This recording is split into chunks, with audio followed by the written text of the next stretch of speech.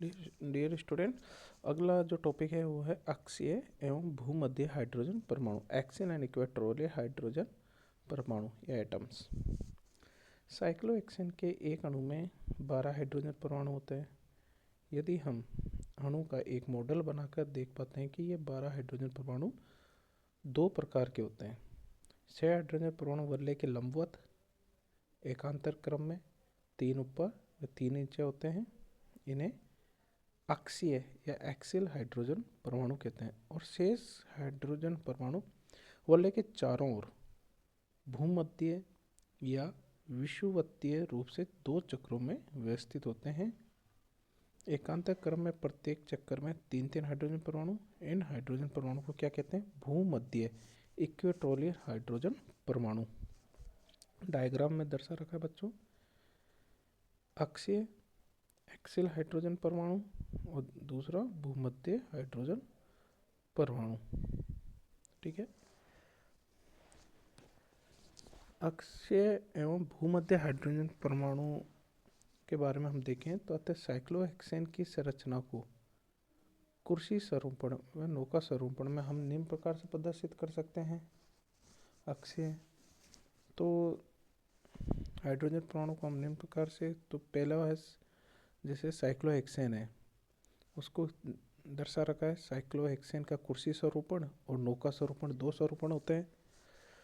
तो कुर्सी स्वरूपण में हमने पढ़ा था न्यूनतम तनाव होता है, अतः अत्यधिक स्थायी संरचना होती है, जबकि नौका स्वरूपण हाइड्रोजन परमाणु परस्पर एक दूसरे के निकट आ जाते हैं, अतः ये एक दूसरे के प्रति अंतःक्रिया के कारण अणु के स्थायित्व को कम कर देंगे।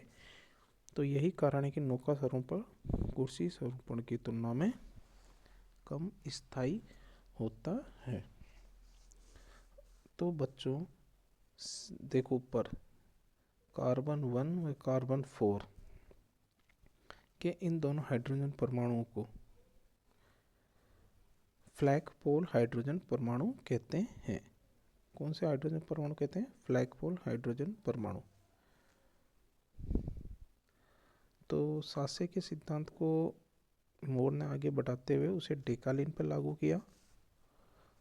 मोर के अनुसार कुर्सी स्वरूपण नौका स्वरूपण की तुलना में अधिक स्थायी होती है और सामान्य कमरे के ताप पर साइक्लोहेक्सेन लगभग पूर्ण रूप से कुर्सी स्वरूपण में ही विद्यमान रहता है और नौका स्वरूपण में यह आता है तो तुरंत कुर्सी स्वरूपण में परिवर्तन होता है। तो ये बच्चों ध्यान से देखना कि ये एक दूसरे में अंत्य परिवर्तित होती रहती है संरचनाएं। हमने इससे पहले भी अध्ययन किया था।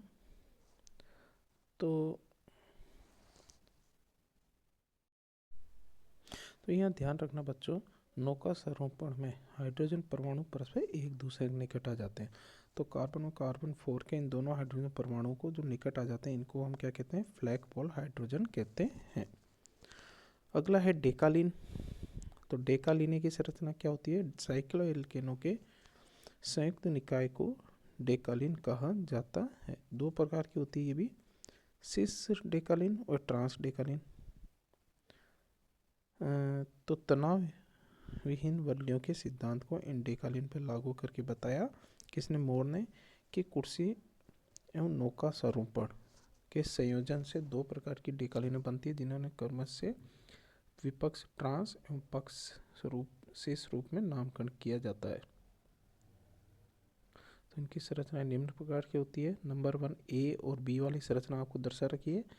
तो ए वाली को तो हम कहेंगे शिष्य डेकालीन नौका स्वरूपण, सभी ऊपर की तरफ है परमाणु, तो इसको कहेंगे शिष्य। ट्रांस अपोजिट है तो ट्रांस डेकालीन कुर्सी स्वरूपण। बाद में हेसल ने 1946 में बताया कि सिस और ट्रांस दोनों डेकालीनें स्थायी कुर्सी स्वरूपण के संयोजन से ही बनी होती है, अतः उन दोनों में केवल संयोजन की स्थिति होती है। सिस डेकालीन में दोनों साइक्लोहेक्सेन वलय परस्पर जिन 2 बंधों द्वारा जुड़ी होती है उनमें एक अक्षीय दूसरी भूमध्य होती है, अतः इसे जैसे डायग्राम में बता रखा है द्वारा प्रदर्शित करते हैं। इसके विपरीत ट्रांस डेकालीन में दोनों वलयों के मध्य जो दो बंध होते हैं वे दोनों ही भूमध्य होते हैं। इन दोनों रूपों में से ट्रांस रूप 10 किलो जूल ऊर्जा से अधिक स्थायी होता है। तो सिस व ट्रांस डेकालीनों की बेंजीन जैसी षष्ठभुजीय वलयों द्वारा भी प्रदर्शित किया जा सकता है। जैसे चित्र में दिखा रखा है, सिस डेकालीन को हम कैसे लिख कर सकते हैं, ट्रांस को कैसे। सिस डेकालीन में दोनों वलयों के संयोजन बिंदुओं पर जुड़े हुए हाइड्रोजन परमाणु वलय के तल के ऊपर होते हैं, ठीक है। जबकि ट्रांस डेकालीन में एक हाइड्रोजन परमाणु तल के ऊपर और एक तल के नीचे होता है, ठीक है, ट्रांस में। तो डेकालीनों के दोनों रूपों को प्राप्त करने के लिए नैप्थलीन का उत्प्रेरकीय अपचयन करवाया जाता है। यदि निकल उत्प्रेरक लिया जाए तो निकल उत्प्रेरक जब हम लेंगे तो प्रमुख उत्पाद के रूप में हमको क्या प्राप्त होती है, ट्रांस डेकालीन प्राप्त होती है। जबकि प्लेटिनियम उत्प्रेरक की उपस्थिति में सिस डेकालीन प्रमुख उत्पाद में प्राप्त होते हैं। यहाँ ध्यान रखना बच्चों, डेकालीन कैसे प्राप्त की जाती है। नैप्थलीन की अभिक्रिया यदि हमको सिस डेकालीन प्राप्त करने तो प्लेटिनियम उत्प्रेरक काम में लेते हैं, और यदि हमको ट्रांस डेकालीन प्राप्त करनी है तो निकल उत्प्रेरक हम काम में लेते हैं। दोनों ही डेकालीनें अत्यंत स्थायी द्रव होती है और साइक्लोहेक्सेन के समान होती है। इनके गलनांक व क्वथनांक निम्न प्रकार होते हैं। सिस डेकालीन का बता रखा है और ट्रांस डेकालीन का बॉइलिंग पॉइंट भी बता रखे हैं, मेल्टिंग पॉइंट और बॉइलिंग पॉइंट। तो तो आगे हम पढ़ते हैं इसमें रासायनिक अभिक्रियाएं। तो डेकालीन का अगर ब्रोमीनीकरण करवाएं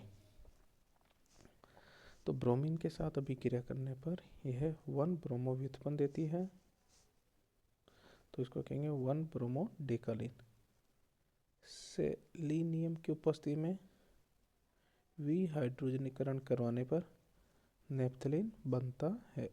सेलेनियम की उपस्थिति में विहाइड्रोजनीकरण कराने पर क्या प्राप्त होता है, नैप्थलीन बनता है, डेकालीन नैप्थलीन।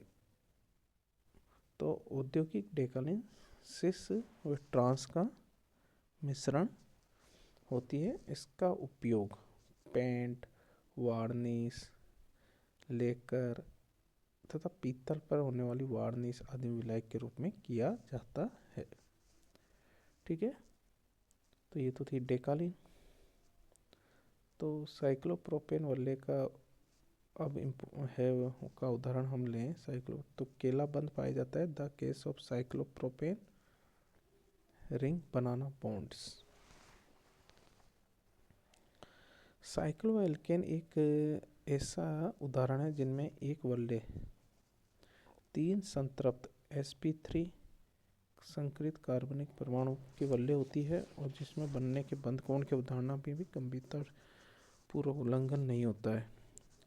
3 कार्बन परमाणु वाली यदि वलय हो तो उनमें मात्र 60 डिग्री का कोण होना चाहिए।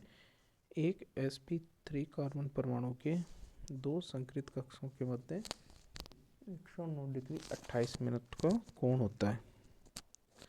अतः कक्षकों के अतिव्यापन की संभावना लुप्त प्राय ही लगती है, लेकिन फिर भी हम जानते हैं कि साइक्लोप्रोपेन बनता है, उसका स्थायित्व होता है।